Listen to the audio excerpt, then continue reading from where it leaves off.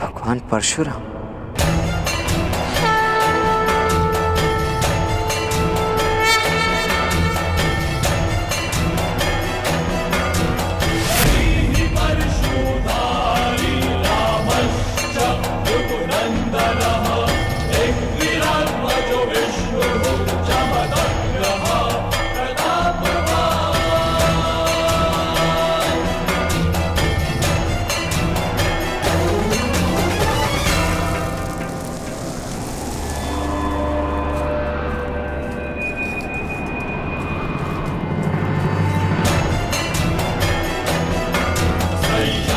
जिन तक पहुंचने के लिए इतना तप किया, उनका तप व्यर्थ नहीं जाने दे सकता मैं।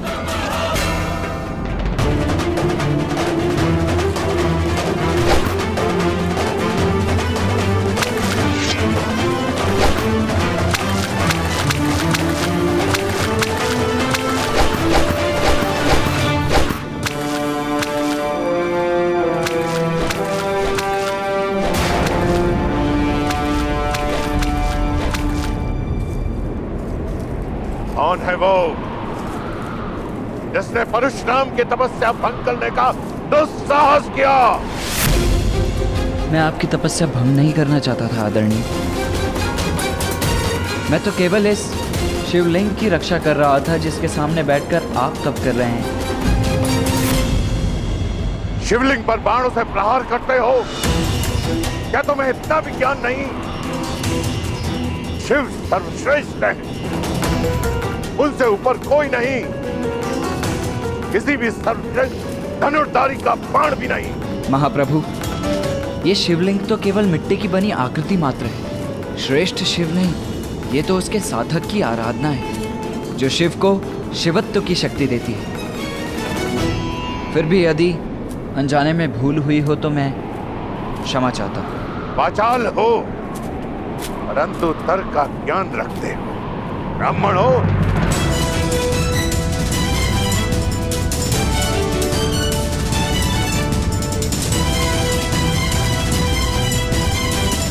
चारों वेदों का ज्ञान जिसे हो वो कौन हो सकता है महात्मा? प्रश्न का उत्तर प्रश्न से नहीं दिया जाता है बालक। स्पष्ट शब्दों में अपना परिचय दो। कौन हो तुम? कहां के ब्राह्मण हो? जब एक सूत को शस्त्र विद्या प्राप्त करने का अधिकारी नहीं। यदि तुम परशुराम जी को पा सके तो तुम्हें शिक्षा नहीं देंगे, वो केवल ब्राह्मण को शिष्य बनाते हैं। मैं कर्ण हूं, हस्तिनापुर का ब्राह्मण। मैं आपसे धनुर्विद्या का ज्ञान लेना चाहता हूं गुरुदेव। इतना भी प्रयास करो बालक, सूखे कुएं से जल की प्राप्ति नहीं होती है। मैं अध्यापन के कार्य से मुक्त हो चुका हूं और अब मैं किसी को शिक्षा नहीं देता हूं। जाओ यहां से, जाओ। जानता हूं, कुएं और सागर में यही तो अंतर होता है। सागर कितना भी सिकुड़ जाए, उसमें इतना जल अवश्य होता है कि वो संसार की प्यास बुझा सके। और आप ज्ञान के सागर हैं गुरुदेव। तुम बार बार मुझे गुरुदेव के नाम से संबोधित क्यों कर रहे हो? मैंने अभी तक तुम्हें अपना शिष्य नहीं चुना। भगवान अपना भक्त नहीं चुनते, भक्त अपना भगवान चुनते हैं गुरुदेव। और मैंने आपको अपना गुरु स्वीकार कर लिया है। तुम्हारे तर्क मुझे प्रवृत्त नहीं कर सकते हैं कर्ण। परंतु क्यों?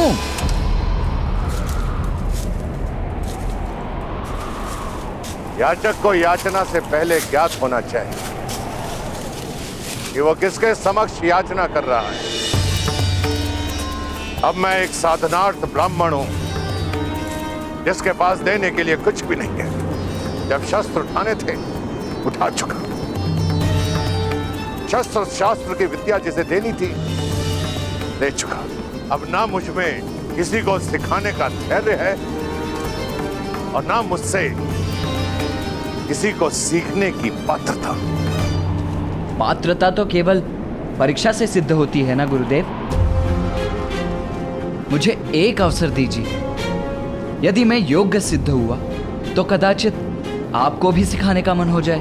बाणों का छोटा सा माया जाल रचकर, कुछ तर्क देकर तुम्हें लगता है कि तुम मेरा शिष्य बनने योग्य हो? नहीं गुरुदेव, मैं ये नहीं कह रहा कि मैं योग्य हूं,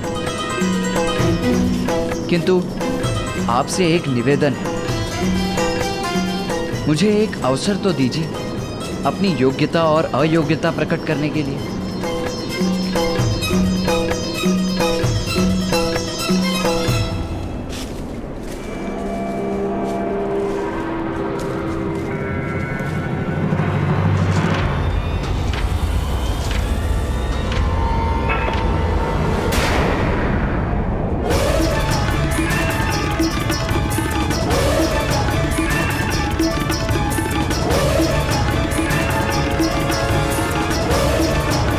तुमने मर्यादा का उल्लंघन किया है बालक। तुमने मेरे पर्दे को छूने का दुस्साहस किया है। दुस्साहस में भी साहस छुपा होता है गुरुदेव। बस एक अवसर दीजिए, परीक्षा लीजिए मेरी। मैं अपनी माता को वचन देकर आया हूं कि विश्व का सर्वश्रेष्ठ धनुर्धर बनकर लौटूंगा या कभी नहीं लौटूंगा। आप भी मात्र भक्त हैं। एक अवसर दीजिए। यदि मुझे सुपात्र न पाए तो इसी फरसे से मेरा सर काट दीजिएगा। मूर्ख बालक, जानता है तू किससे बात कर रहा है? उनसे जिन्होंने एक नहीं 21 बार धरा को क्षत्रियों से विहीन कर दिया था। उनसे जिन्होंने अपने पिता के वचन पर अपनी माता का सर काट दिया था। उनसे जो मुझे योग्य न पाकर एक क्षण का भी विचार नहीं करेंगे मेरा सर काटने में। अपने प्राणों के मोल पर बस एक अवसर मांग रहा हूं। याचक को खाली हाथ नहीं जाने दिया जाता गुरुदेव।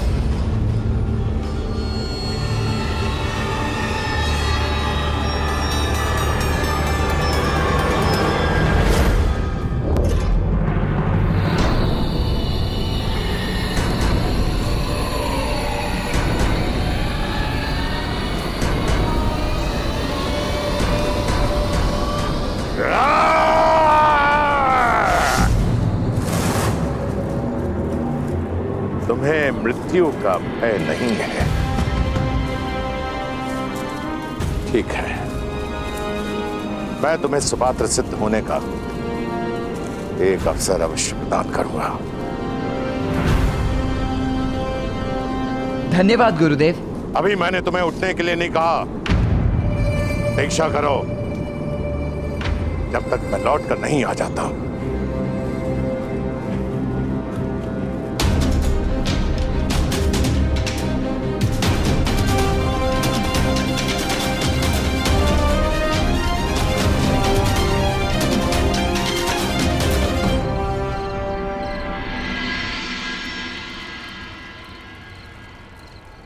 तो क्या अंधकार तुम्हारे प्रतिभा के लिए सीमा बनेगा अर्जुन?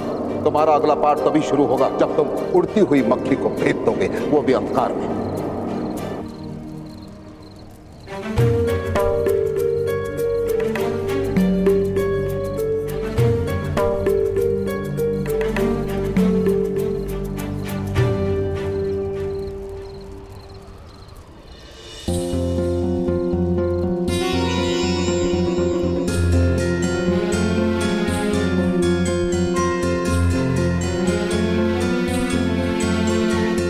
भ्राता भीम,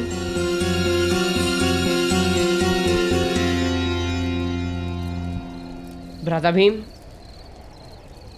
आप अंधेरे में भोजन कैसे कर लेते हैं? भोजन के लिए आंखों की आवश्यकता ही क्या है अर्जुन? भोजन कहीं भी हो, मेरी घ्राणेंद्रियां उस सुगंध को पा ही लेती है। और एक बार खाना हाथ में आ गया तो भीम के मुख के अतिरिक्त और कहाँ जाएगा? लक्ष्य का संबंध मनुष्य की इच्छा और अभ्यास से ही होता है। यदि इच्छा प्रबल हो और अभ्यास सघन हो तो लक्ष्य स्वयं सामने आ जाता है। मैं आपकी बात का तात्पर्य समझ गया गुरुदेव। अब अर्जुन अंधकार में भी उड़ती मक्खी पर लक्ष्य साध कर दिखाएगा।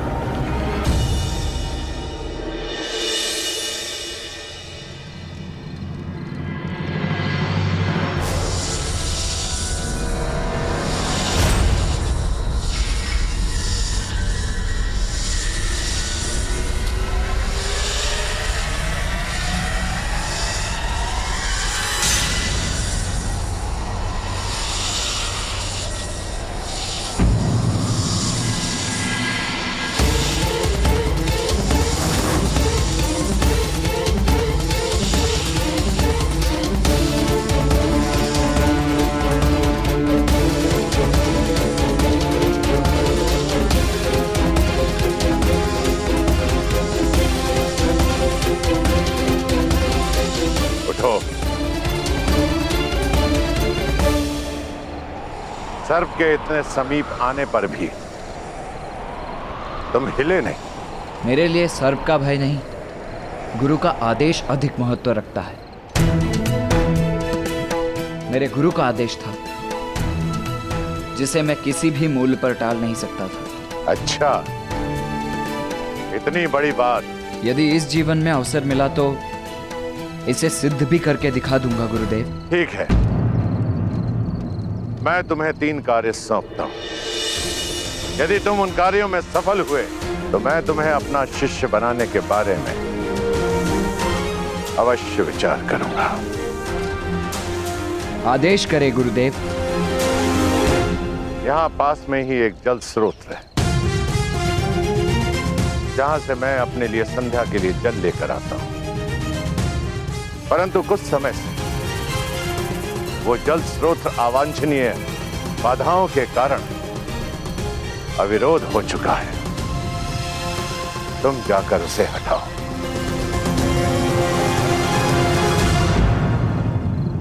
अर्थात यदि एक बात सुनकर समझने की क्षमता नहीं है तो श्रेष्ठ धनुर्धर बनने का प्रयास करके तुम अपना और मेरा दोनों का समय नष्ट कर रहे हो बालक। आदेश का पालन होगा गुरुदेव। 3 बातों का स्मरण रखना। कई बार कुछ नकारात्मक शक्तियां मेरे तप में भंग डालने का प्रयास करती हैं, जब तक कि मैं उन्हें समाप्त नहीं कर देता। दूसरी बात, जल स्रोत का अविरोध हटाने के लिए तुम धनुर्विद्या का उपयोग नहीं करोगे। तीसरी और अंतिम बात, सूर्यास्त तक जल स्रोत का अविरोध हटाने में यदि तुम असमर्थ रहे तो घर लौट जाना। ब्रह्म हत्या का पाप मैं अपने सर नहीं लेना चाहूंगा।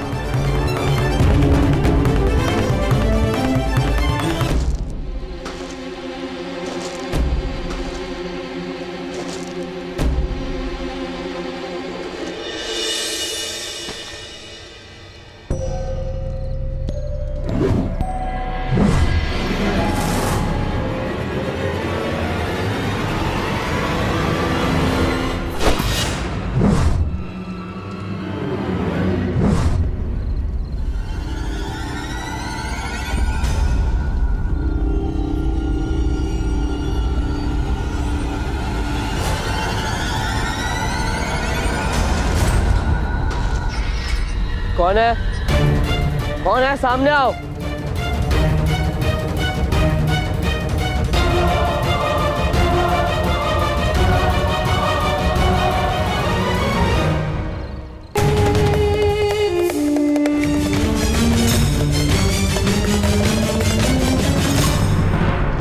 ठहरो।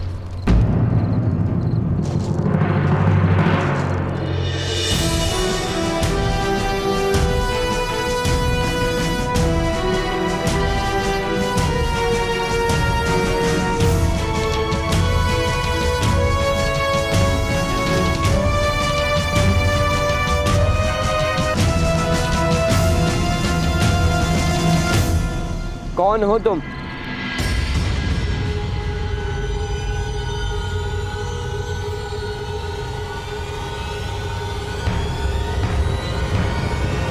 परिचय दो अपना। मैं एकलव्य हूँ।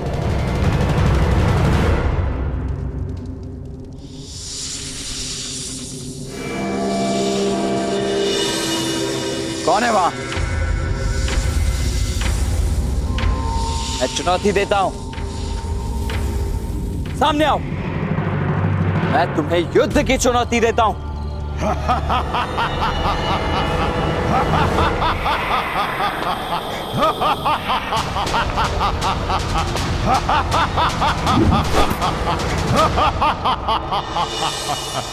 आपको शब्द भेदी बाण चलाने का अभ्यास करते देखा तो रुक गया। कठिन कार्य है, समय लगता है, परंतु सीख जाओगे, जैसे मैं सीख गया। असफलता से भयभीत मत होना। तुम शब्द भेदी बाण चलाना जानते हो? किससे सिखाया तुम्हें? किसी ने नहीं, स्वयं अभ्यास से सीखा है, गुरु की प्रेरणा से सीखा है। अपने गुरु के विषय में बताओ। आचार्य द्रोण मेरे गुरुदेव।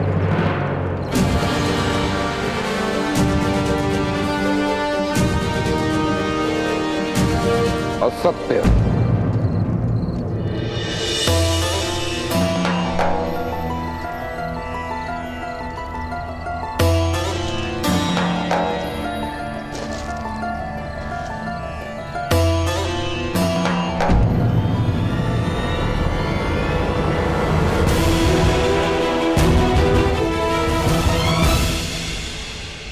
तुम मेरे शिष्य नहीं हो सकते। परंतु आप मेरे गुरुदेव हो। मैंने आपको अपने शिष्य को सिखाते देखा है, देख देख कर मैं भी सीख गया।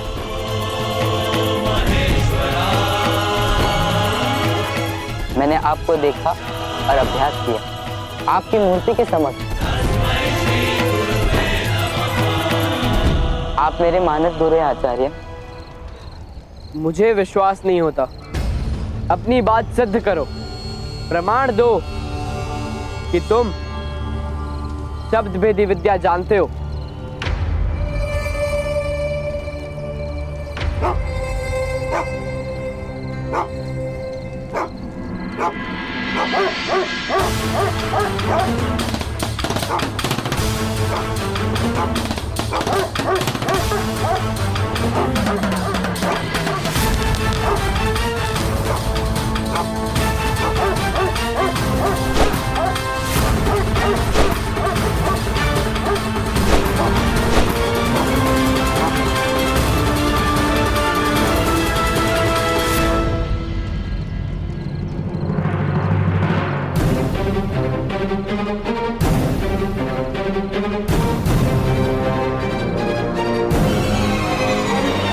प्रमाण मिल गया राजपुत्र। अद्भुत। तुम्हारी जितनी प्रशंसा की जाए उतनी कम है। प्रशंसा शिष्य की नहीं, आचार्य की जाती है गुरुदेव। आपकी श्रद्धा की धनुर्विद्या सद गई, सब आपके चरणों का प्रताप है।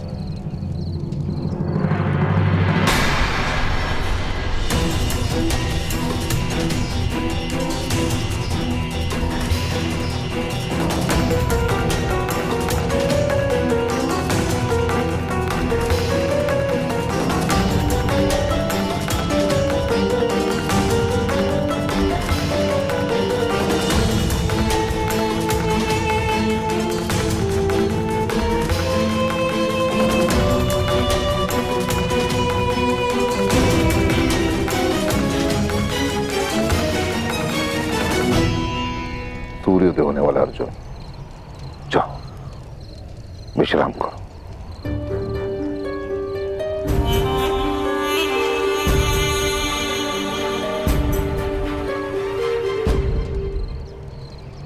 बालक, क्या मुझे देखकर तुम्हें भय लग रहा है? मुझे मृत्यु का भय नहीं, भय केवल इतना है कि गुरु की अपेक्षा पर असफल ना हो जाऊं। तुम्हें अपनी मृत्यु का भय नहीं है कर्ण, पर देखना यह है कि अपनों की मृत्यु के भय से अछूते हो या नहीं?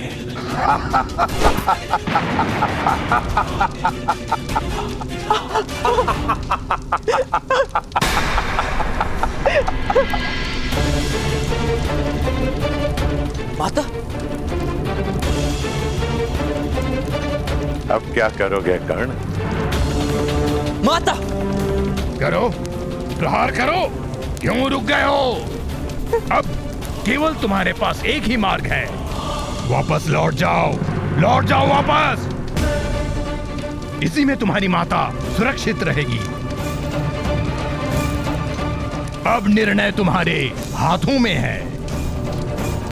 माता के वचन को अगर पूरा करने निकले तो कहीं माता को ही ना खो देना, और अगर वचन पूरा कर भी लिए तो उसका क्या लाभ?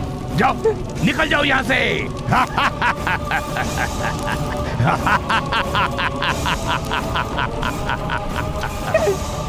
मेरे प्राणों की रक्षा करो।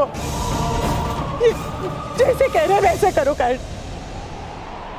घर लौट जाओ कर्ण, घर लौट जाओ।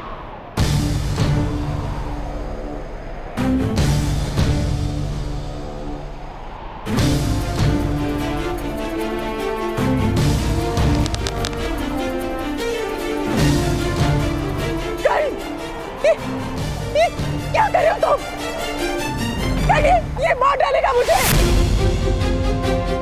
घर लौट जाओ, घर लौट जाओ कर। नहीं, नहीं।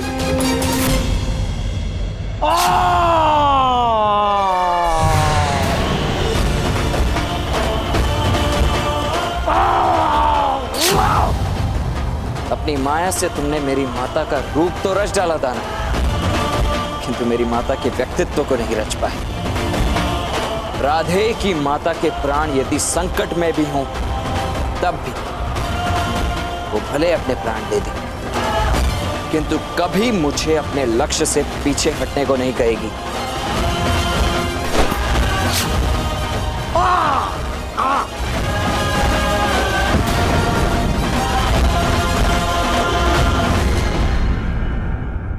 सूर्योदय में एक प्रहर से भी कम का समय बचा है। मुझे शीघ्र ही जल स्रोत तक पहुंचना होगा।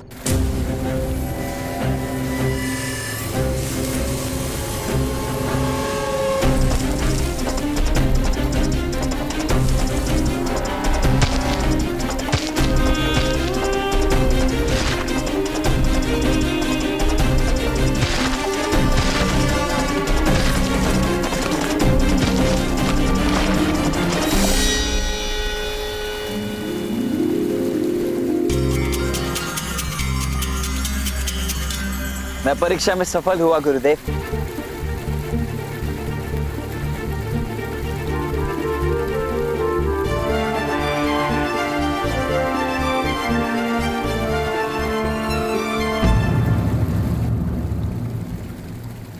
ये जल प्रवाह पुनः क्यों रुक गया?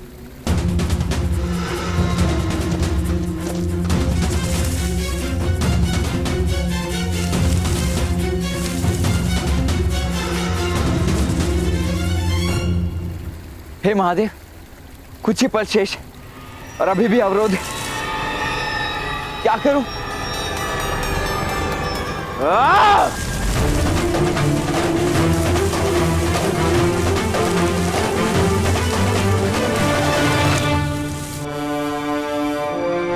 मैंने जल मांगा था बालक। गुरुदेव, न बहता जल कभी रुका है और ना ही कर्ण कभी रुकेगा। मैं भी जल की ही भांति हटी जो अपना मार्ग निकाल ही लेता है।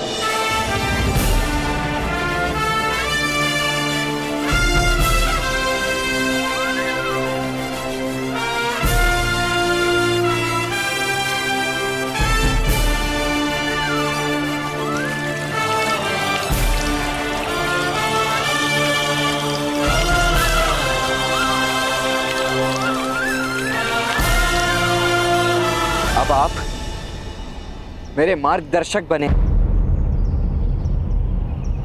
उसके लिए अभी 2 लक्ष्य शेष हैं। ध्यान से सुनो, तुम्हारा दूसरा लक्ष्य क्या है? मुझे आम चाहिए। तुम्हें इस कार्य को करने के लिए केवल और केवल 1 सप्ताह का समय है। क्या एक आम? 1 सप्ताह क्यों गुरुदेव? मैं आज ही आपकी सेवा में आम प्रस्तुत करता हूं, बल्कि अभी। लक्ष्य प्राप्त करने के लिए नियम तो सुनते जाओ। पहला, मुझे वो आम चाहिए जो अपने आप डाल से अलग हो और भूमि पर ना गिरे। भूमि पर गिरने से पहले तुम्हें उस आम को लपकना होगा। और दूसरा, वृक्ष को छूना और उसे किसी भी प्रकार से हिलाना निषेध होगा। समझ में आया? जी, और निश्चित रूप से तीसरा नियम यह होगा कि मुझे धनुर्विद्या का प्रयोग नहीं करना है। अर्थात इस वानर में भी तनिक बुद्धि है। अब खड़े होकर मेरा मुख क्या देख रहे हो? कुछ दिनों में आम की ऋतु समाप्त हो जाएगी। यदि तुमने मुझे आम लाकर नहीं दिया तो अपना मुख मेरे समक्ष मत लाना।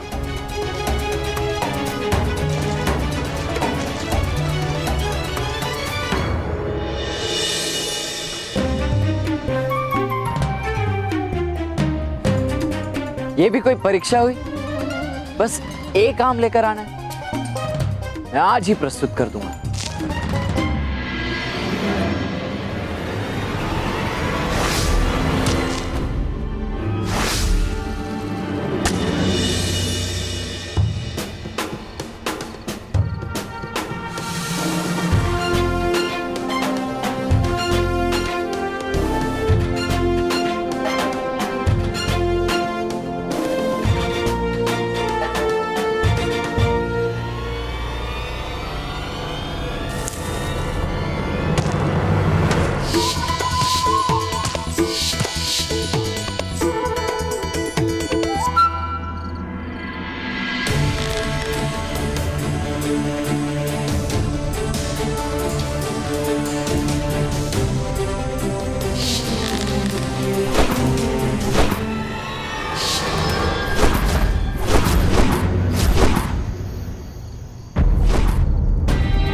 कैसे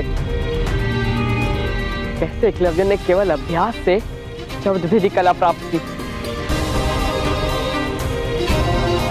यदि उसने प्राप्त की तो मैं क्यों नहीं कर पा रहा?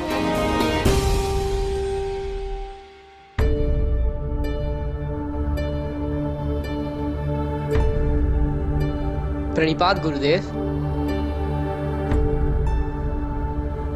अर्जुन, मैं तुम्हारी प्रतीक्षा करूंगा। अर्जुन, बैठो, क्षण भर विश्राम करो, क्योंकि निद्रा और थकान तुम पर हावी हो रही है। नहीं गुरुदेव, आपने कहा था ना, क्या अंधकार मेरी सीमा है? जब अंधकार मेरी सीमा नहीं बन सकती, थकान और निद्रा भी मेरी सीमा नहीं बन सकती गुरुदेव। मुझे बस और अधिक अभ्यास करना है। नहीं अर्जुन, तुम स्वयं पर दबाव डाल रहे हो। और ये सत्य है कि निश्चित रूप से दबाव मनुष्य को कठोर और श्रेष्ठ बनाता है, परंतु सीमा से अधिक दबाव मनुष्य को तोड़ देता है, जो मैं नहीं चाहता। तुम्हें केवल इतना करना है अर्जुन। नहीं गुरुदेव, आप मत बताना। यदि एकलव्य अपने परिश्रम से शब्द भेदी बाण चलाना सीख सकता है, तो मैं क्यों नहीं सीख सकता गुरुदेव? अवश्य सीख सकते हो। जिस प्रकार भरे हुए पात्र में अधिक जल नहीं समा सकता, उसी प्रकार भरे हुए मन में ज्ञान नहीं समा सकता। तुम्हें सर्वप्रथम अपने मन को खाली करना होगा। और जिस दिन तुम्हारे भीतर के स्वर तुम्हें सुनाई देना बंद हो जाए, उस दिन तुम शब्द भेदी बाण चला सकते हो। बस प्रतीक्षा करो क्षण की।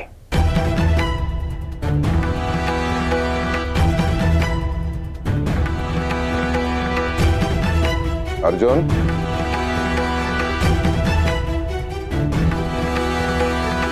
स्मरण रहे कि तुम्हें इस संसार का सर्वश्रेष्ठ धनुर्धर बनाने का प्रण मैंने लिया और मैं बना के रहूंगा। सर्वश्रेष्ठ धनुर्धर बनने चला और यहाँ वानरों की तरह डाल से टूटे आम लपकने का प्रयास कर रहा हूं।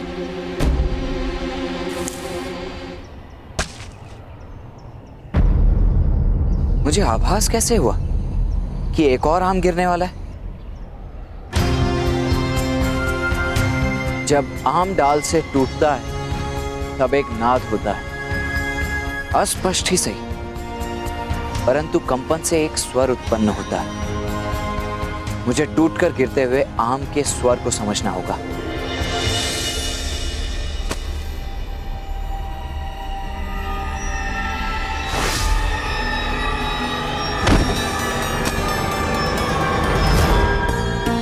मैं सफल हुआ, मैंने कर दिखाया।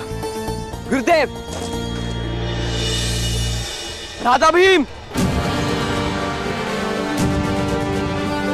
अपनी गदा मेरी ओर फेंकिए।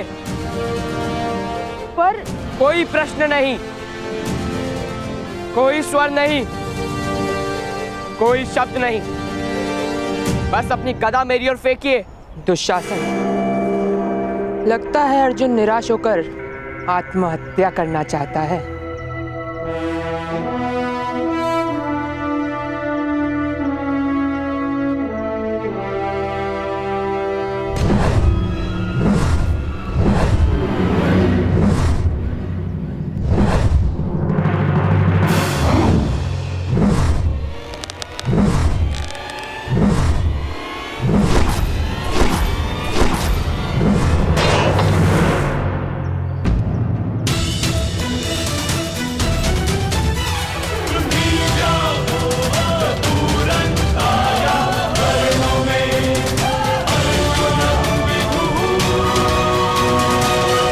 मैं भेद समझ गया राधा भीम।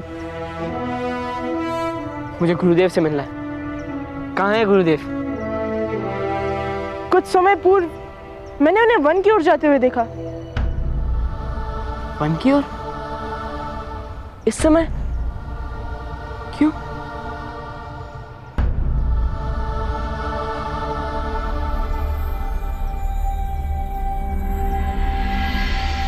देखिए, बिना बाण या बल का उपयोग किए मैंने उन्हीं नियमों के साथ इस फल को प्राप्त किया है जो आपने बताए थे।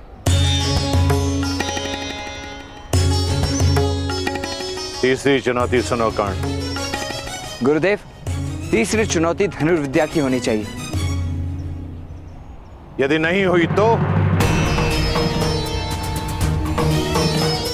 मैं समझ नहीं पा रहा हूं कि आप ऐसा क्यों कर रहे हैं गुरुदेव। यदि परीक्षा लेनी ही है तो मेरे लक्ष्य संधान की लीजिए। इस भांति विचित्र परीक्षाएं क्यों ले रहे हैं जो किसी काम की नहीं? यदि तुम्हें अपनी धनुर्विद्या पर इतना गर्व है तो मेरे पास सीखने की याचना लेकर क्यों आए? यदि मुझसे ज्ञान प्राप्त करना है तो तुम्हें प्रारंभ से आरंभ करना होगा। मेरे साथ तुम्हारी यात्रा श्रेष्ठ से सर्वश्रेष्ठ तक होगी। दैत्य की माया को समझकर, जल प्रवाह हुए अविरोध को हटाकर और राम लाकर तुमने अपनी सभी परीक्षाओं में अपनी योग्यता का परिचय दिया है, परंतु लक्ष्य भेदने में तुम कितने सक्षम हो यह जानना भी शेष है। तीसरी चुनौती बताइए प्रभु। तीसरी चुनौती,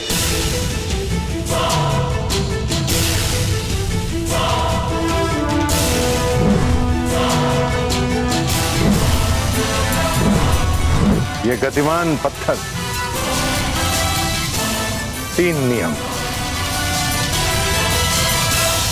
इस गतिमान पत्थर को भेदना है तुम्हें। दूसरा, केवल 3 प्रयास में। और तीसरा, धनुर्विद्या के ज्ञान से।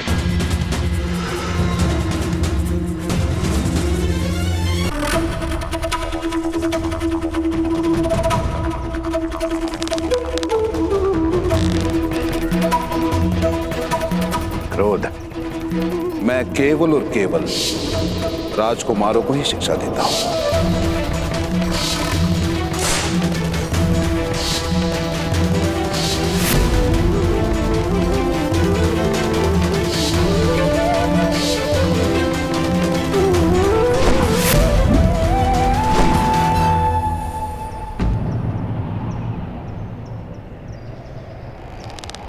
मात्र 2 अफसर कौन?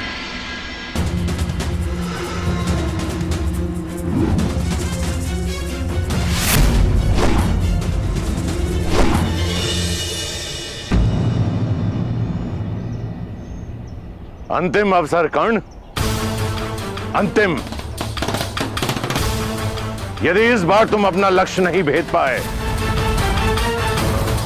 तुम मेरे शिष्य बनने से वंचित रह जाओगे।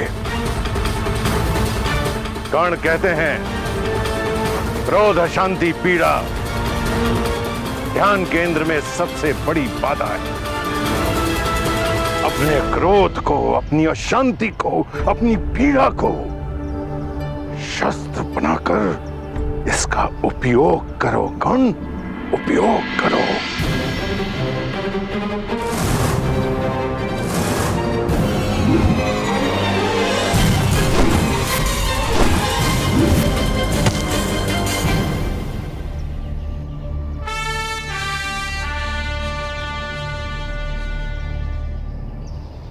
पहली बार तुमने क्रोध का सही दिशा में उपयोग किया है।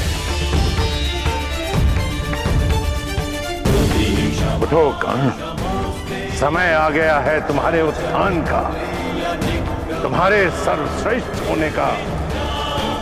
राधे कर्ण।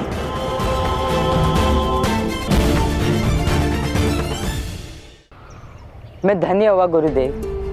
कहीं मैं स्वप्न तो नहीं देख रहा, क्या सत्य ही आपने मुझे अपना शिष्य स्वीकार किया है? हाँ एकलव्य, मैंने तुम्हारा कौशल्य देखा एकलव्य। यूं समझो कि तुम्हारी शिक्षा पूर्ण हुई। मैं तुमसे गुरु दक्षिणा मांगने आया हूं।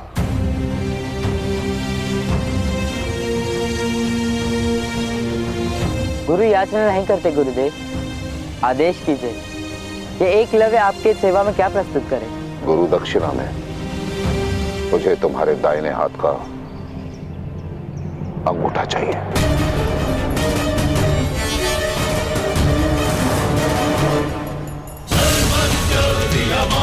क्यों भय लग रहा है एकलव्य? नहीं गुरुदेव, भयभीत नहीं। मैं तो बस ये सोच रहा था कि आपने इतनी तुच्छ वस्तु मांगी। आदेश करके देखते गुरुदेव, एकलव्य अपना सर काट के आपके चरणों में रख देता।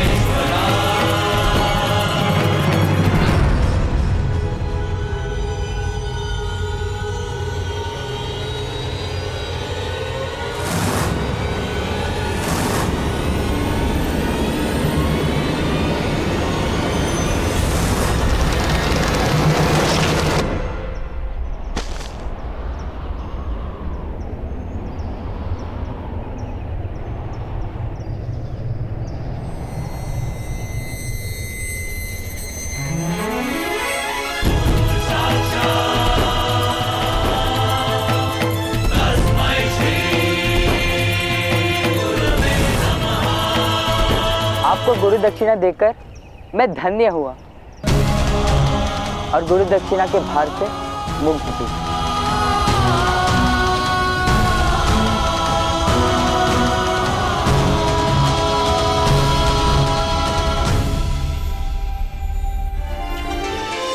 जिसने मुझे देव की तरह पूजा और मैंने असुर के भांति उसकी तपस्या को भंग कर दिया। राजधर्म निभाने के लिए गुरु धर्म के साथ छल किया है इस द्रोण ने, और मेरे इस जघन्य अपराध के लिए इतिहास इस द्रोण को कभी क्षमा नहीं करेगा। कुछ वर्षों बाद त्राहिमाम त्राहिमाम त्राहिमाम त्राहिमाम त्राहिमाम त्राहिमाम त्राहिमाम त्राहिमाम। प्रभु, चौमासा बीतने को है, परंतु आकाश से एक बूंद जल नहीं गिरा। यदि अब भी वर्षा न हुई तो महाअकाल पड़ेगा।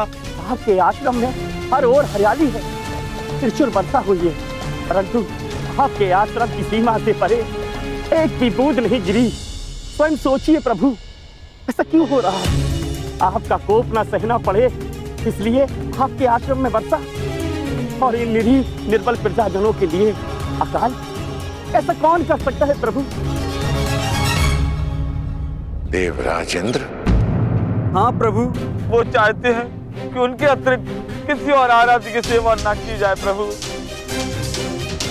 मदद करो, प्रभु मदद करो, मदद करो।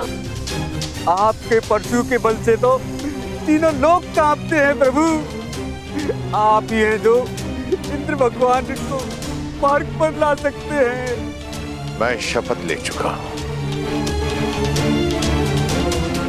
मैं कभी शस्त्र नहीं उठाऊंगा, कभी युद्ध नहीं करूंगा।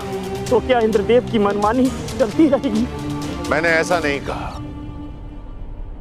देवराज का अहंकार टूटेगा और अवश्य टूटेगा। देवराज को कर्तव्य का पाठ अवश्य पढ़ाया जाएगा, परंतु गुरु परशुराम के वचनों से नहीं, बल्कि एक शिष्य के बाणों से।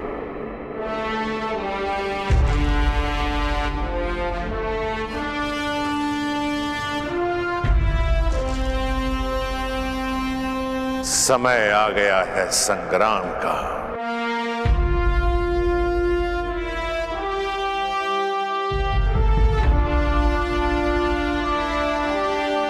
मेरी शिक्षा के परिणाम का, शताब्दियों से संचित पराक्रम बल से अर्जित, मैंने अपने सारे ज्ञान को एक ही पात्र में उड़ेला है।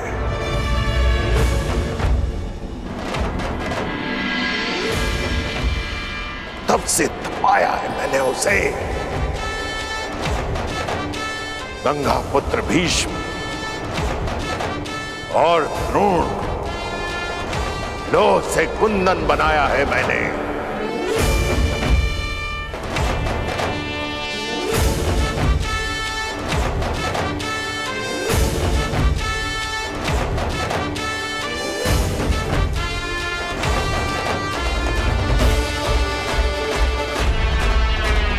समय आ गया है मेरे इस शिष्य की अंतिम परीक्षा।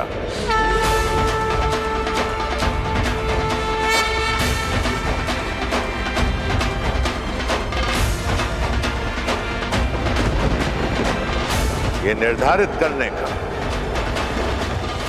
कि मैंने सुपात्र चुना है या नहीं।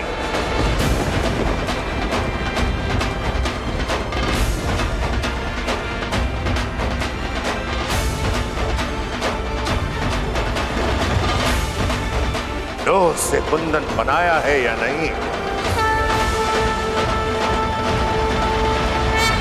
मेरी शिक्षा से महायोद्धा बना है या नहीं। इंद्र को जगाना है तो इंद्रधनुष बनाना होगा।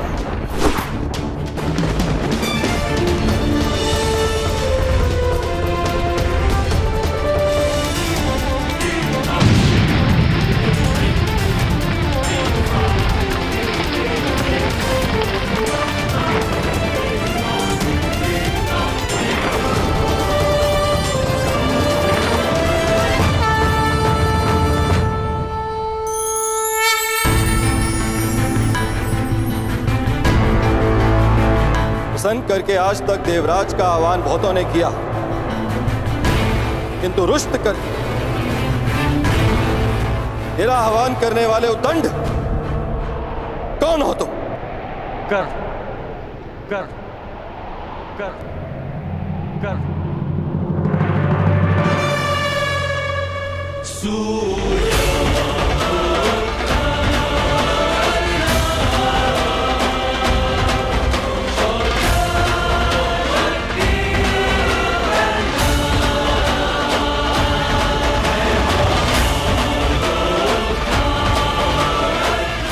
आराध्य कर।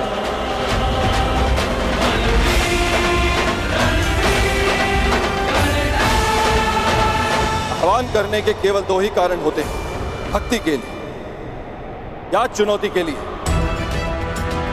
परंतु देवराज इंद्र को चुनौती देने के लिए तुम्हारी आयु बहुत कम है और तुम्हारी उदंडता देख तुम्हें भक्त समझना कठिन। भक्त तो मैं हूं देवराज, परंतु आपका नहीं, अपने गुरु का।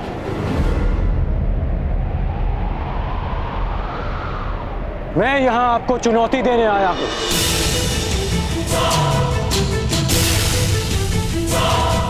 मुझे देवराज इंद्र नहीं, उस अहंकार को जिसने देवराज इंद्र की मति हर ली है। देवराज इंद्र को चुनौती देने वाले बालक कहां से आए, मैं भी जानने का इच्छुक हूं। मुझे ललकारने वाले का कुल क्या है, जाति क्या है?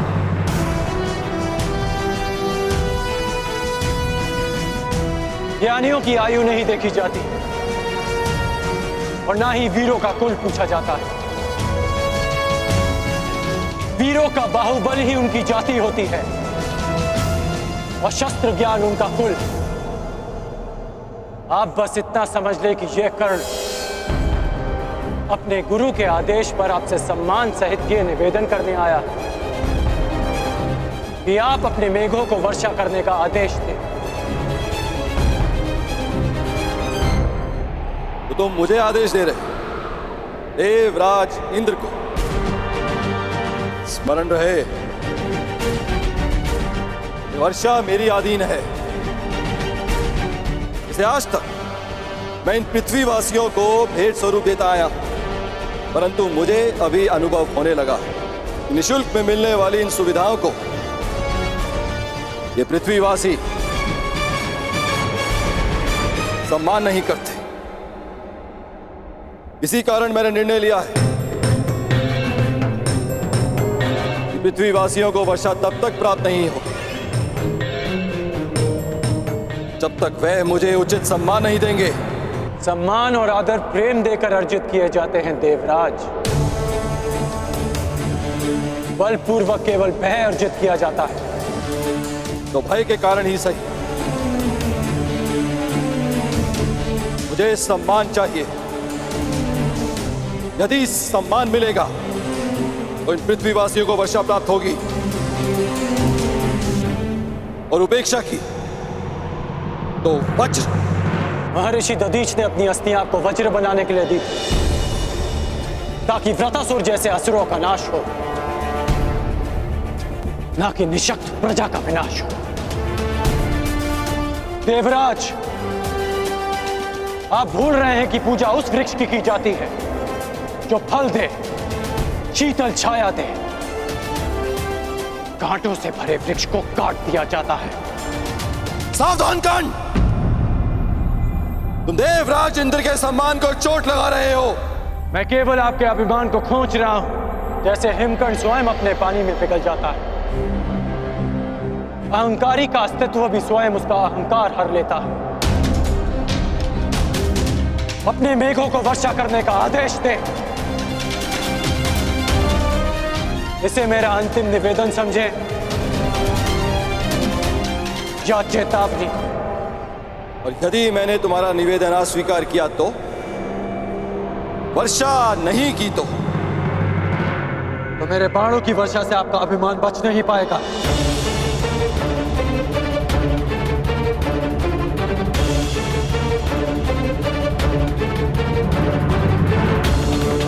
अज्ञानी बालक, एक इंद्रधनुष क्या बना लिया, देवराज इंद्र का हवन क्या कर लिया, तो समझने लगे कि तुम मुझे चुनौती दे सकते हो। 2 बाण क्या प्राप्त हो गए। तुम्हें प्रतीत होता है कि तुम वज्रधारी इंद्र का सामना करो। आपको वज्र दान में मिला है देवराज।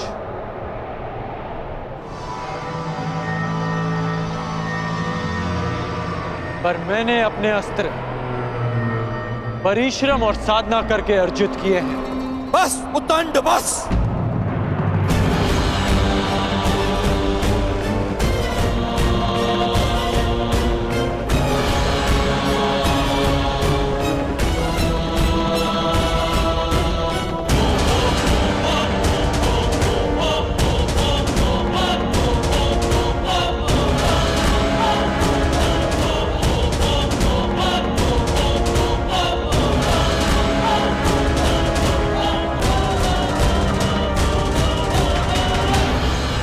अंध अस्त्र के अंधकार को मिटाने के लिए प्रकाश पुंज चाहिए कर्ण। चक्षुमास्त्र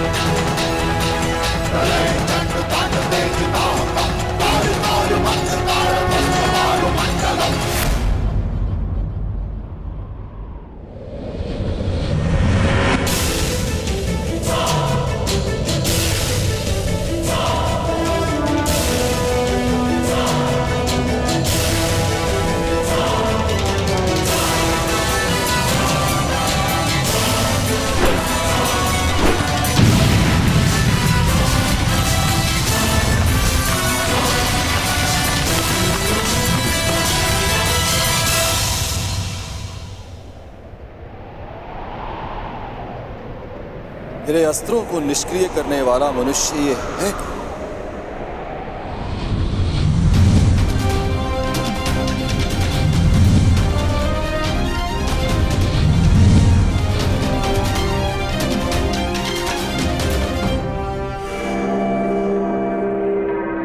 देवताओं को शक्ति मनुष्य की भक्ति से मिलती है, और जब देवता अहंकारी हो जाए तो मनुष्य को विरोध में खड़ा होना ही पड़ता है। और आज ये मनुष्य देवराज इंद्र पर ही इंद्रास्त्र का प्रयोग करेगा।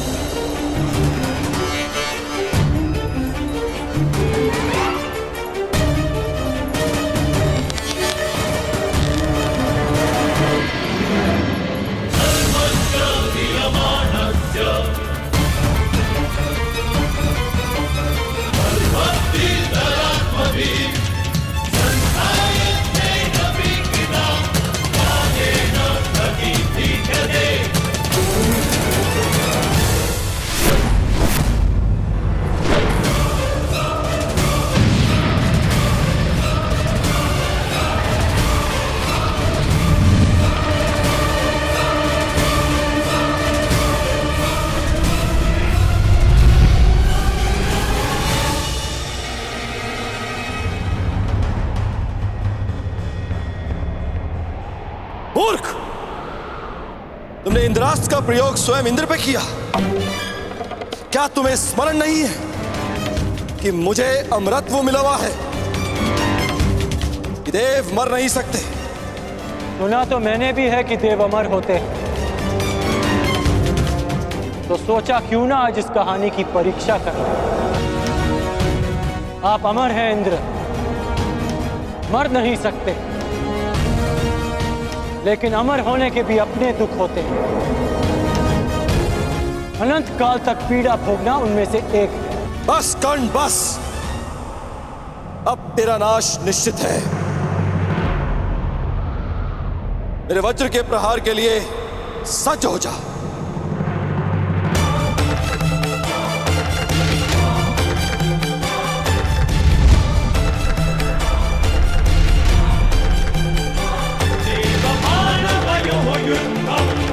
कर्णस्य च महेन्द्रस्य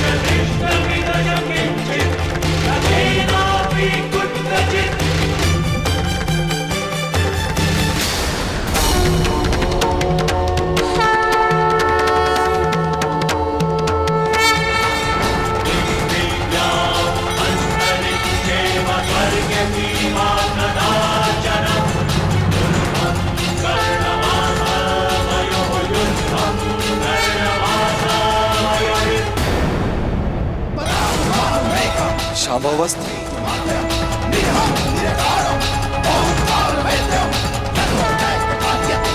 महादेव शिव शंभू का दिव्य अस्त्र नहीं,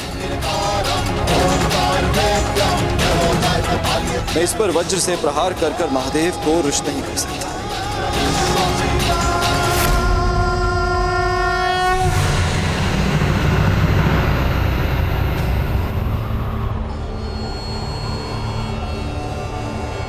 रुक जाओ कर्ण, रुक जाओ।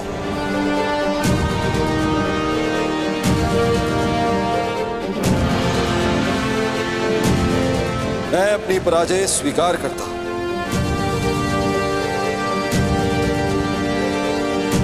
तुम्हें इस शंभावस्त्र को प्रयोग करने की आवश्यकता नहीं।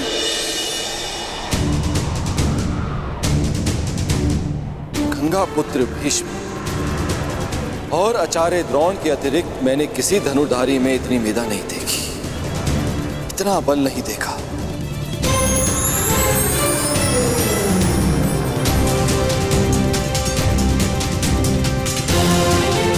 कौन हो तुम कर्ण? और कौन है वो जिसने तुम्हें इतना सक्षम बनाया? कौन है वो महागुरु? कौन है जिसके शिष्य हो तुम?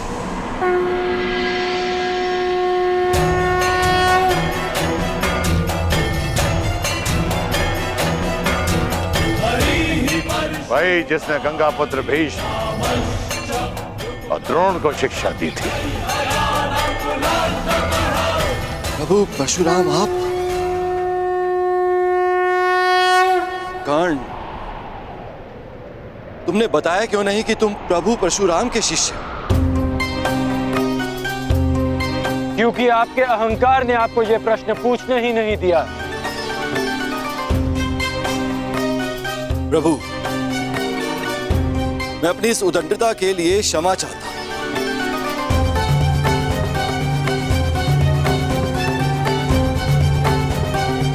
मेरे इस अहंकार ने मेरी मति को हर लिया था, जो मैं समझ नहीं पाया कि ऐसा प्रतिभावान योद्धा केवल आपका ही शिष्य हो सकता है। मैं क्षमा चाहता हूं, अर्थात मेघों को अभी वर्षा का आदेश देता हूं।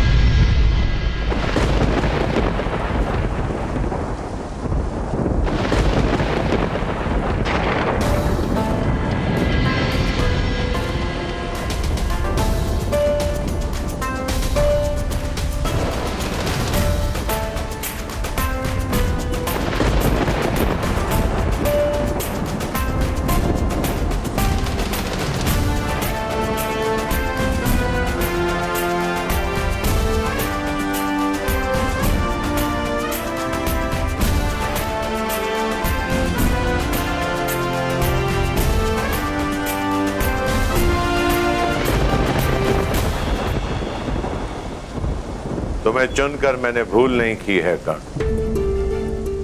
तुमने अच्छा प्रदर्शन किया है। क्योंकि मेरे गुरु ने मेरा मार्ग प्रदर्शन किया। ये कर्ण की नहीं, आपकी शिक्षा की विजय है गुरुदेव। कर्ण, वर्षों तक तुमने शस्त्र साधना की, मेरे हर आदेश का पालन किया, मेरे द्वारा दी गई हर परीक्षा में तुम खरे उतरे हो। राधे, और आज तुमने इंद्रदेव का अहंकार तोड़कर मुझे गौरवान्वित किया है। इसका तात्पर्य जानते हो कर्ण? इसका अर्थ यह है तुम उन शस्त्रों को धारण करने के पात्र बन गए हो जो देवताओं को भी उपलब्ध नहीं है। मैं तुम्हें ब्रह्मशील अस्त्र की दीक्षा दूंगा। मैं तुम्हें ब्रह्मांड अस्त्र की शिक्षा दूंगा और परशुराम को सदैव ये गर्व होगा, ये दीक्षा प्राप्त करने वाला साधे कर्ण परशुराम का प्रतिबिंब है।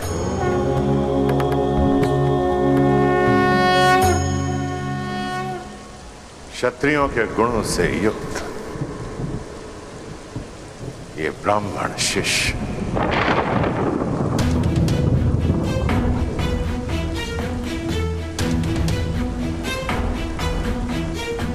इतने वर्षों में असंख्य बार तुमने मुझे मेरी युवा अवस्था का स्मरण कराया और आज इन मेधों को, इस नभ को, 7 तल्लों, चारों दिशाओं को मैं साक्षी मानकर सगर्व कहता हूं कि धनुर्विद्या में और युद्ध कौशल में तुम परशुराम के पर्याय हो। महादेव के अतिरिक्त तुमसे श्रेष्ठ धनुर्धर कोई नहीं है इस संसार में।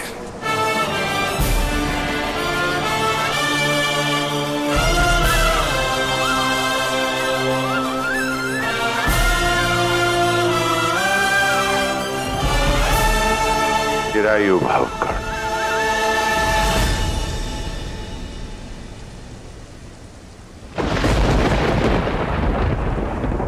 कर्ण, कर्ण, कर्ण, कौन है ये कर्ण? कहां से आया इसमें इतना बल, इतना कौशल? कहां से पाया इसने इतना तेज? समझ नहीं आया कि केवल ब्राह्मणों को शिक्षा देने का प्रण लेने वाले परशुराम ने आखिर क्यों एक सूत पुत्र को अपना शिष्य बनाया। कुछ तो भेद है जिसे इंद्र भेद करके रहेगा। देवराज इंद्र को तो तुमने पराजित कर दिया कर्ण, परंतु देवराज इंद्र के भीतर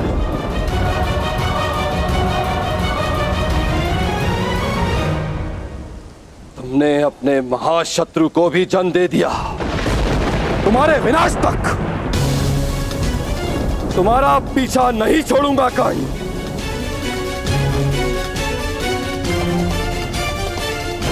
परशुराम तुम्हें संसार का सबसे सर्वश्रेष्ठ धनुर्धारी घोषित कर चुके हैं,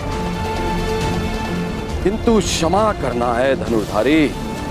मैं इंद्र ऐसा कभी होने नहीं दूंगा, कदापि नहीं। इस संसार का सबसे सर्वश्रेष्ठ, सबसे महान धनुर्धारी केवल वही होगा जिसमें देवराज इंद्र का बल होगा। देवराज इंद्र के वज्र का तेज,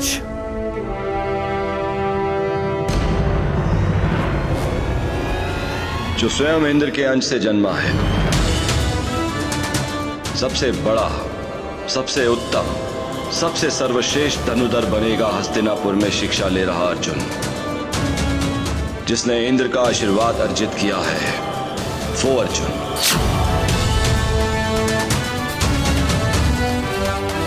तुम जैसा धनुर्धर ना कभी जन्मा था,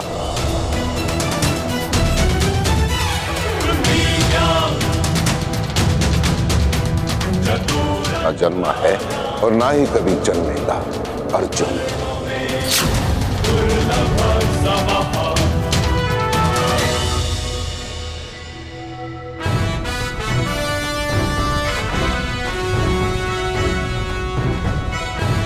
तुमसे श्रेष्ठ धनुर्धर कोई नहीं है इस संसार में। चिरायु भावकर्ण,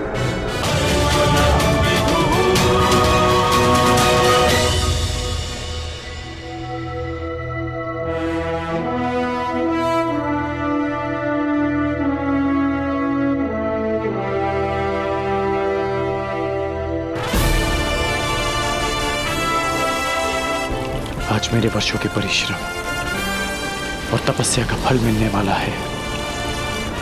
आज गुरुदेव से दीक्षा लेकर मेरा स्वप्न पूरा हो जाएगा।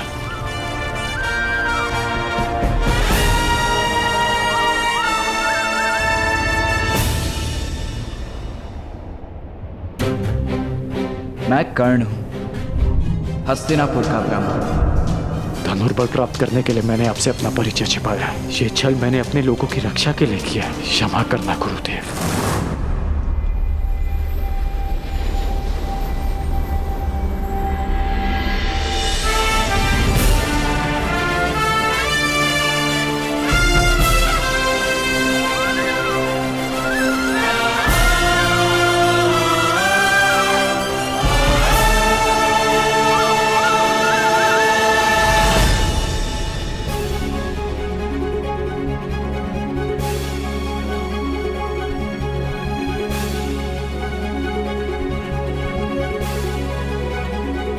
अंतिम दीक्षा के लिए तैयार हो कर्ण? प्रस्तुत हो गुरुदेव। वत्स, इस संपूर्ण ब्रह्मांड की रचना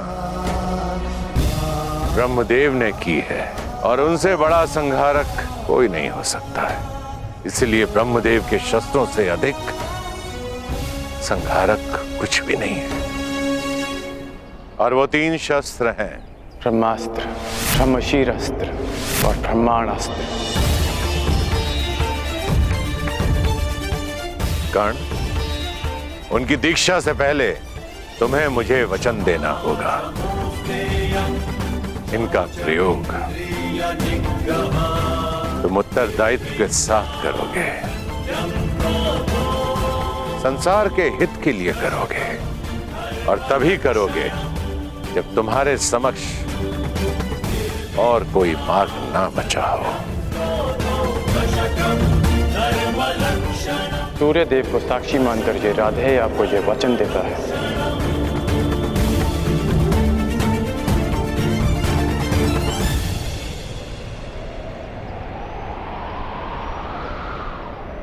इन शस्त्रों को प्राप्त करने के पश्चात इस धरती पर किसी भी जाति का कोई योद्धा तुम्हें पराजित नहीं कर पाएगा।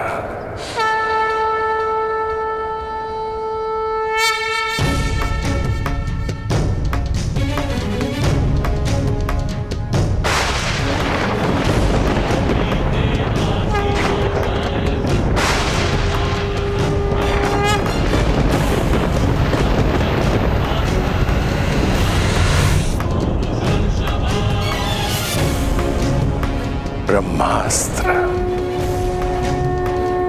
अब ये तुम्हारे शरीर में विद्यमान है राधे। ब्रह्मास्त्र के पश्चात ब्रह्मदेव ने एक और महाशस्त्र का निर्माण किया जो ब्रह्मास्त्र से 4 गुना शक्तिशाली है। ब्रह्मशीर अस्त्र।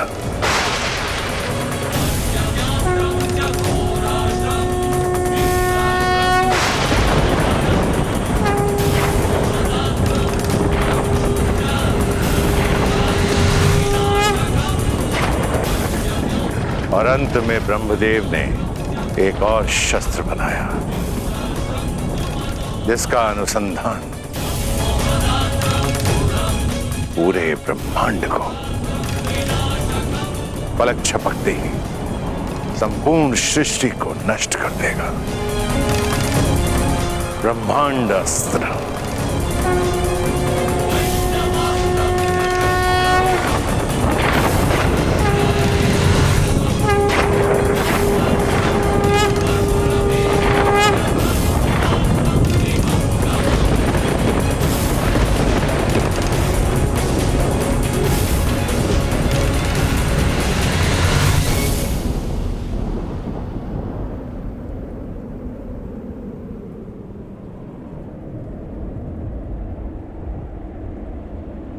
गुरुदेव, मुझे इन शस्त्रों के अनुसंधान विधि का वो मंत्र जानना है जिसके प्रयोग से मैं इन दिव्यास्त्रों का आह्वान कर सकूं। मुझे तुमसे यही आशा थी कर्ण। जब भी तुम्हें इन शस्त्रों का आह्वान करना हो, ध्यान स्थिर करना, इस क्षण का स्मरण करना ये दिव्य शस्त्र स्वयं तुम्हारे उपयोग के लिए प्रस्तुत हो जाएंगे।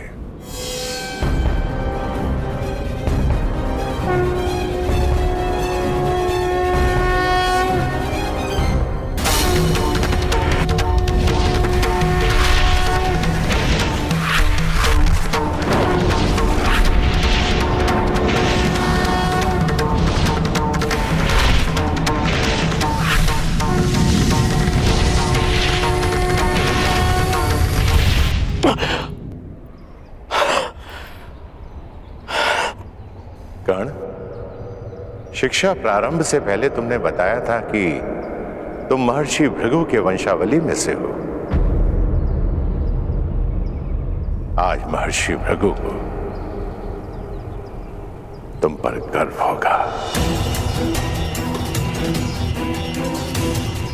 इस धरती के प्रत्येक ब्राह्मण को तुम पर गर्व होगा। ब्राह्मण पुत्र कर्ण,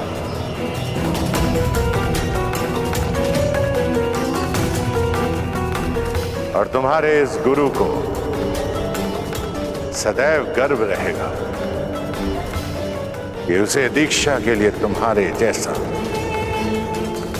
ब्राह्मण पुत्र मिला।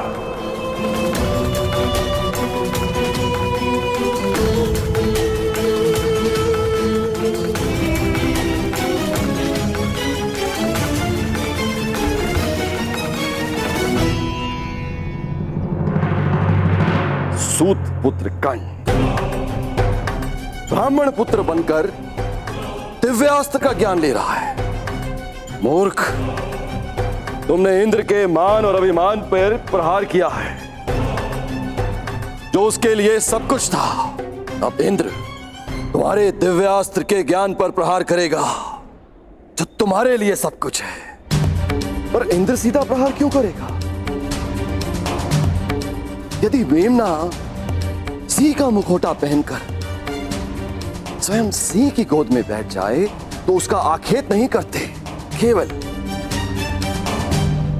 उस मेमने का मुखौटा हटा देना चाहिए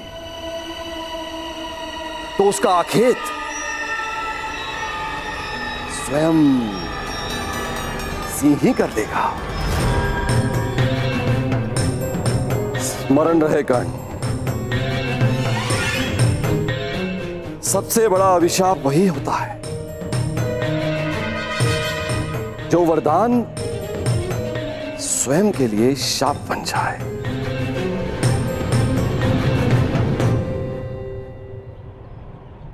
आज मुझे ऐसा प्रतीत हो रहा है कि मैं मुक्त हो गया हूं। एक विचित्र दिव्य संतोष है मेरे मन में।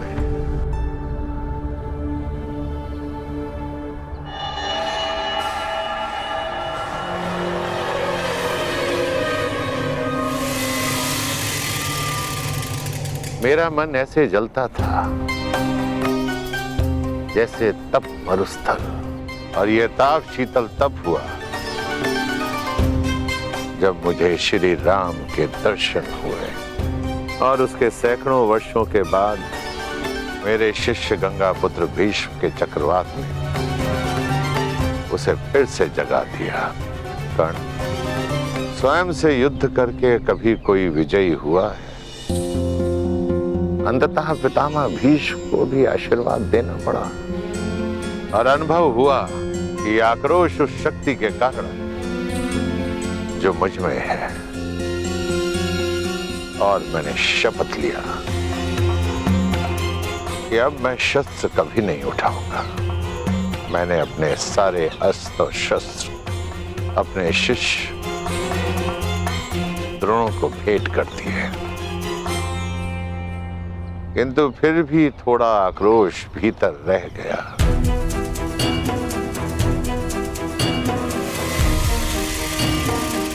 फिर तुम आए कर्ण, क्षत्रियों के तेज से युक्त ब्राह्मण कुमार। संसार में यदि तुम्हारी तुलना किसी से की जा सकती है तो वो स्वयं परशुराम से की जा सकती है। इसलिए मैंने तुम्हें अपने आप को समर्पित कर दिया और आज तुम्हें अपने सभी दिव्यास्त्र प्रदान करके मन बहुत हल्का हो गया। चिरायु भव ब्राह्मण कुमार, तुम मेरा नाम तीनों लोकों में अमर करोगे।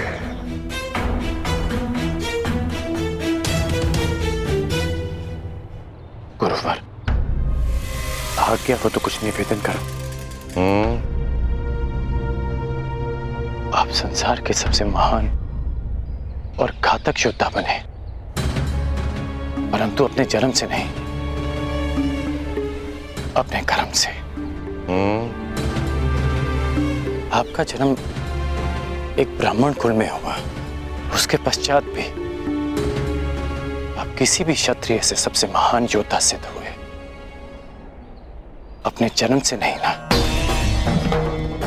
अपने कर्म से ही ना गुरुदेव। तो जन्म और कर्म की ये नीति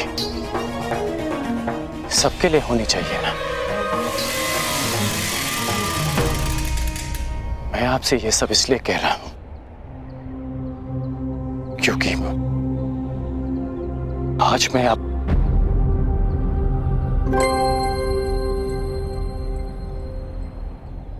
गुरुवर,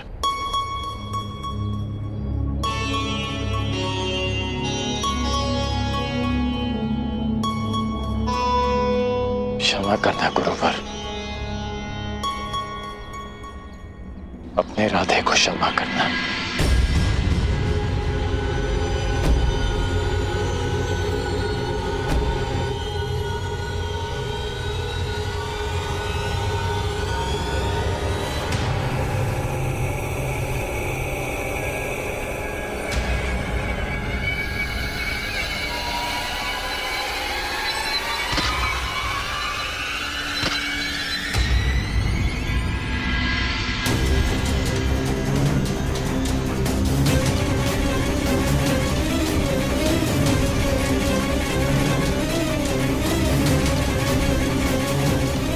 वर्षों बाद गुरुवर संतोष की निद्रा में है।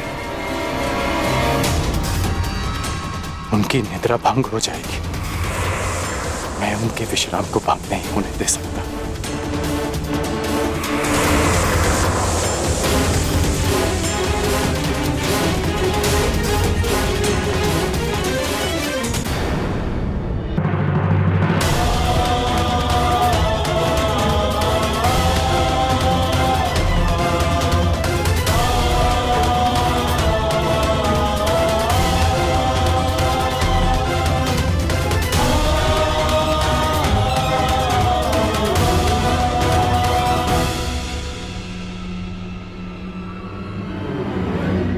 ये रक्त कहां से रिस रहा है?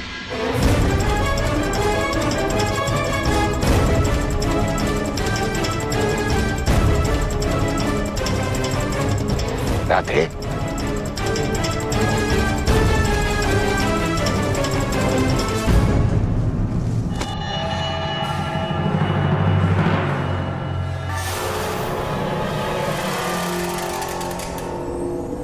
इतने डंक साहब तुमने? तुम इस कीड़े को यहां से हटा भी सकते थे, इसे मृत्यु का द्वार भी दिखा सकते थे। अपने गुरु के विश्राम के लिए ये राधे कितना भी रक्त बहा सकता है, कितनी भी पीड़ा सह सकता है गुरुदेव। अपने गुरु की निद्रा के लिए इतना बड़ा त्याग, अपने प्राणों की भी चिंता किए बिना इतना विष सहा तुमने मुझे महाक्षत्रिय राजा शिवी का स्मरण करा दिया, जिसने एक कबूतर की रक्षा करने के लिए अपने हाथों से अपने शरीर का मांस काटा।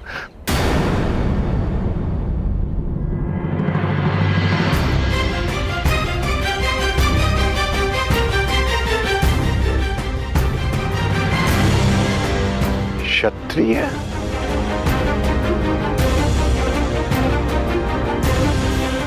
कौन हो तुम राधे? मैं राधे आपका शिष्य कर्ण। ये मेरे प्रश्न का उत्तर नहीं है कर्ण। मनुष्य अपने कर्म से बल और सिद्धि अर्जित करता है, परंतु जन्म और कुल से संचित संस्कार और गुण उसका साथ नहीं छोड़ते हैं। अपने गुरु की निद्रा के लिए इतनी असहाय पीड़ा सही तुमने, नहीं गण नहीं। ये एक ब्राह्मण कुल के बालक के लक्षण नहीं हो सकते हैं, कदापि नहीं हो सकते।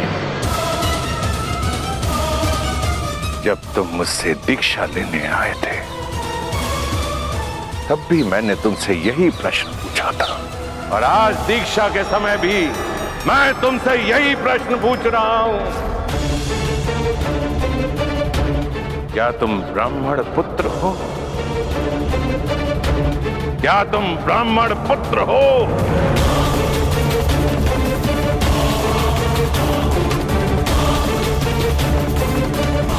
नहीं गुरुदेव,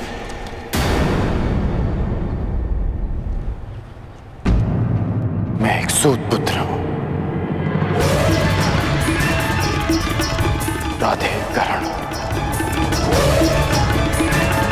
अधिरथ का पुत्र करण। छल, पाखंड, असत्य अपने गुरु से। मैंने तुम्हें सच्चे मन से शिक्षा दी और तुमने अपने गुरु के साथ झूठ बोला, अपने गुरु के साथ छलावा। क्योंकि मुझे शस्त्र बल चाहिए था गुरुदेव, क्योंकि अपना परिचय छिपाने के छल के अतिरिक्त मेरे पास और कोई हल नहीं था। क्योंकि कोई भी गुरु एक सूत पुत्र को धनुर्विद्या नहीं देना चाहता था, और आप भी ब्राह्मणों के अतिरिक्त किसी और को शिक्षा नहीं देते। गुरुवर, आपके अधीन वर्षों शिक्षा ली मैंने। आप ही बताइए कि क्या इस करण ने आपकी किसी भी आज्ञा का उल्लंघन किया? क्या ये अधिरथ पुत्र अपने गुरु की किसी भी परीक्षा में असफल हुआ? सफल हो या असफल, छल छल होता है कर्ण। और तुमने शिक्षा ग्रहण नहीं की, चोरी की है तुमने। तुम्हें इस अपराध का दंड मिलेगा। तुमने मेरे दिव्यास्त्रों को प्राप्त करने के लिए अपने गुरु से झूठ बोलने का महापाप किया है। रोग है तुम पर। अब तुम अपने गुरु से श्राप भी लेते जाओ। मैं जमदग्नि पुत्र परशुराम तुम्हें श्राप देता हूं कि मेरे द्वारा दिए गए दिव्यास्त्रों का तुम उपयोग नहीं कर पाओगे। जिस समय तुम्हें इन दिव्यास्त्रों की सबसे अधिक आवश्यकता होगी, उस समय तुम इसके अनुसंधान की विधि भूल जाओगे।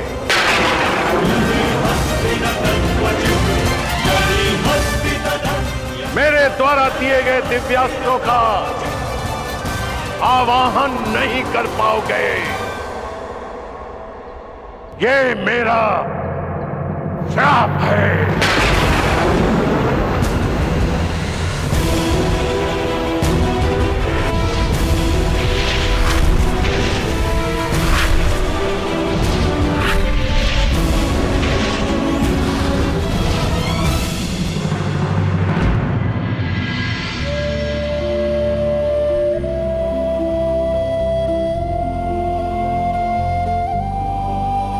अपने गुरु से छल करने के पश्चात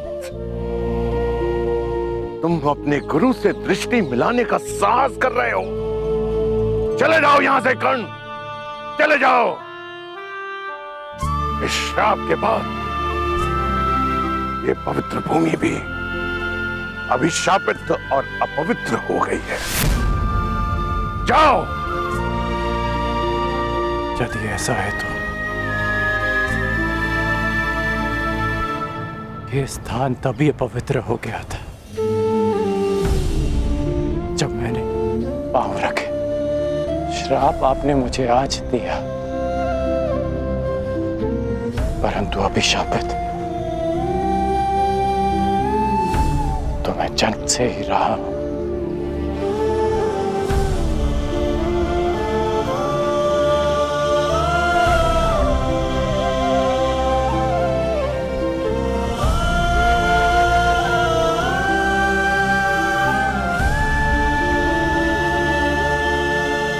मुझे कोई खेद नहीं कि मेरा जन्म एक सूत कुल में हुआ है।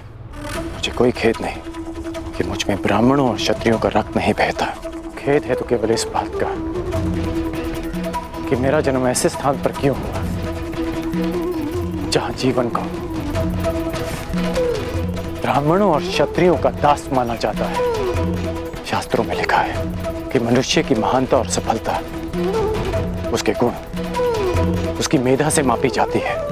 फिर क्यों किसी के जीवन पर उसके जन्म, जाति और कुल की छाप लगा दी जाती है गुरुदेव?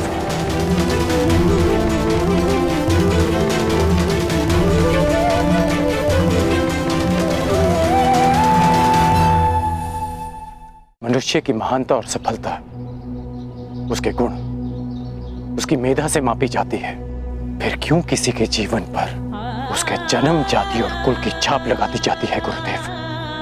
जब विश्वामित्र राजकुल में जन्म लेकर ब्रह्म ऋषि बन सकते हैं, जब आचार्य द्रोण ब्राह्मण कुल के होकर क्षत्रियों को ललकार सकते हैं, जब मेरे महान गुरु परशुराम एक ब्राह्मण होकर शस्त्र धारण कर सकते हैं, तो फिर इस सूत पुत्र के साथ अन्याय क्यों गुरुदेव? क्यों ऐसा होता है कि यदि एक सूत पुत्र वेद की ऋचा सुन ले तो उसके मुख में पिघला सीसा भर दिया जाता है? क्यों किसी शूद्र को शिक्षा के अधिकार से वंचित रखा जाता है? क्यों मेरे भाई शोण को मार दिया गया था? क्योंकि उसने वेद पाठ करने का दुस्साहस किया। क्यों एक क्षत्रिय की उदंडता को उसका साहस माना जाता है और एक सूत की वीरता को उसका दुस्साहस? क्यों गुरुदेव? क्यों क्यों क्यों क्यों क्यों? जिन ब्रह्मदेव के दिव्यास्त्र आपने मुझे सौंपे, उन्होंने सृष्टि की रचना में क्या कोई भेदभाव किया? जन्म से लेकर अभी शरण में आने तक सदैव अपमान सा आपके चरणों में आया तो लगा कि हाँ, मुझ में भी प्राण है। आपकी छत्रो छाया से वंचित नहीं होना चाहता था गुरुदेव। ये कारण सम्मान से जीवन जीने का अधिकार चाहता था। इसलिए जीवन में पहली बार असत्य कहा, परंतु आपके प्रति मेरी श्रद्धा, मेरी शिक्षा के प्रति मेरी निष्ठा और मेरे कर्म के प्रति मेरी आस्था में किंचित भी असत्य नहीं है गुरुदेव। आपके इस शिष्य ने आपकी हर शिक्षा, हर परीक्षा को ईश्वर का प्रसाद मानकर ग्रहण किया और आज ये राधे सगर्व आपका श्राप भी स्वीकार करता है। किंतु इतना निवेदन अवश्य करूंगा कि मेरा सूत पुत्र होना मेरे अधिकार में नहीं था। इतना अवश्य कहूंगा कि आपने मुझे उस भूल के लिए श्राप दिया जिस पर मेरा कोई वश नहीं था गुरुदेव।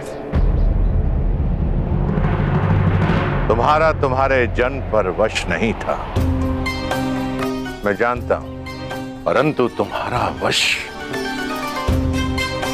कर्म पे तो था और तुम्हें श्राप तुम्हारे असत्य बोलने के कर्म के कारण मिला है। नहीं गुरुदेव, एक सूत पुत्र को श्राप मिला क्योंकि उसका जन्म ब्राह्मण कुल में नहीं हुआ, क्योंकि एक सूत होने के पश्चात भी उसने सम्मान से जीवन जीना चाहा, अपना अस्तित्व बनाना चाहा, इसलिए एक सूत पुत्र को श्राप मिला। अपने गुरु से सत्य ना बोलने की भूल तुमसे हुई है कर्ण।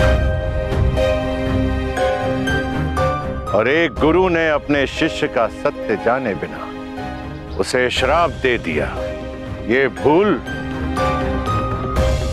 परशुराम कर बैठा।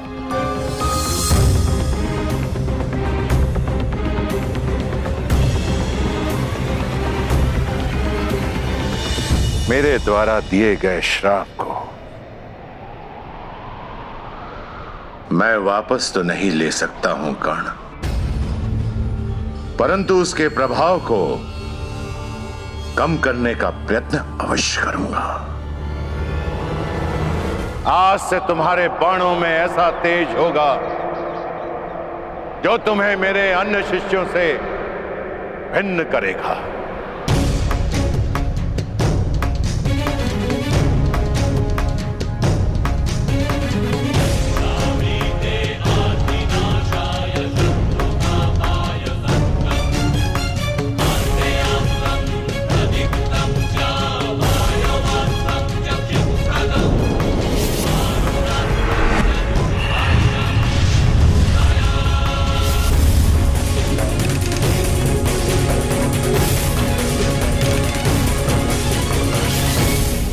ये मेरा सबसे शक्तिशाली दिव्यास्त्र है, परंतु ब्रह्मास्त्र से अधिक नहीं।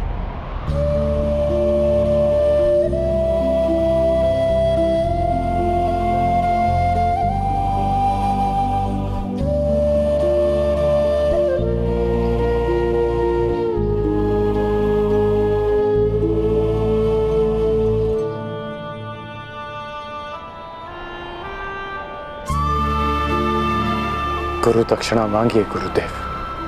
गुरु दक्षिणा क्या मांगू मैं तुमसे कर्ण?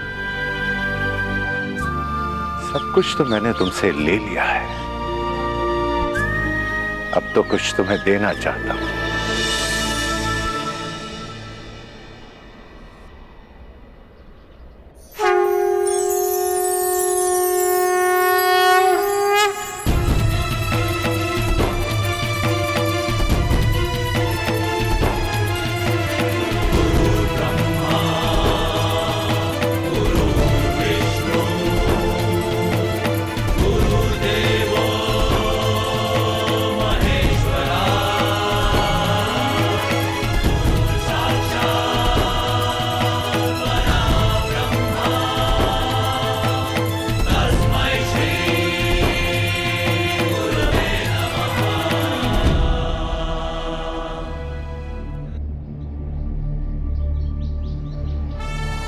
ये मेरा दिव्य धनुष है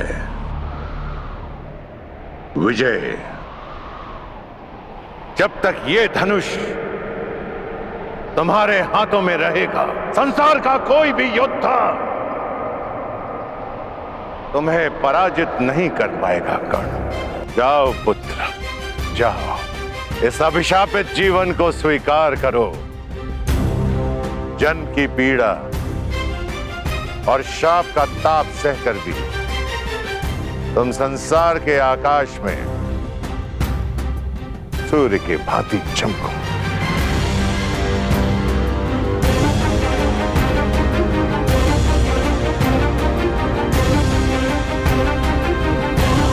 माता की मार संसार का सबसे बड़ा प्यार होता है, और गुरु का श्राप भी महादेव के प्रसाद से कम नहीं। और आपका ये श्राप,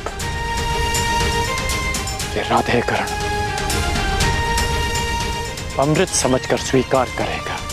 इतिहासकरण का नाम स्वयं में कैसे समाहित करेगा मैं नहीं जानता, लेकिन एक बात का वचन देता हूं कि आपको आपके इस शिष्य पर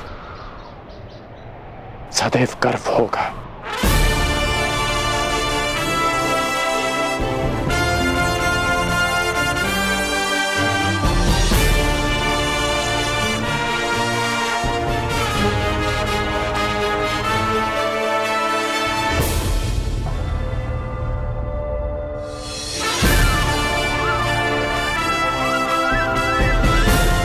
आज से मेरा नया जीवन प्रारंभ होता है। दिव्यास्त्रधारी कर्ण और मैं अभिशापित सूत पुत्र भी, मैं जिसे जीवन का अधिकार नहीं मिला और मैं जो इस अधिकार के लिए अपनी अंतिम श्वास तक लड़ूंगा, मैं राधे कर्ण